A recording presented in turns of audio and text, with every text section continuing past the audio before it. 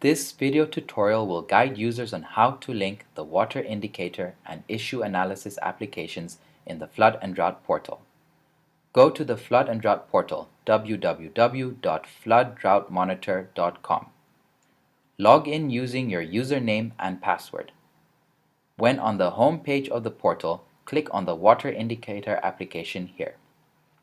The Water Indicator application can help users identify water-related indicators to understand the current state of water resources, the changes in these resources, and whether or not interventions in a river basin produce the desired effect.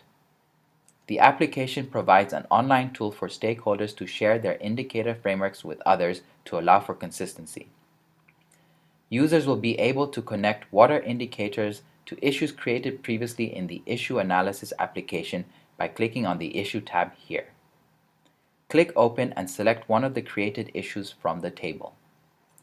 Once the issue has been opened, indicators can be added under each cause by clicking the cause and selecting either from Framework or from Indicator. Therefore, users will have the flexibility to add indicators from the list of indicators here or from the indicator framework here. Please note that you can only add indicators to issues you own or created in the Issue Analysis application. After selecting the desired indicator, click on Add to Issue Impact. After adding the indicator, it will be shown in the Issue tab here. For more information about the key functionality of the Water Indicator and Issue Analysis applications, please watch the Water Indicator and Issue Analysis video tutorial on our YouTube channel.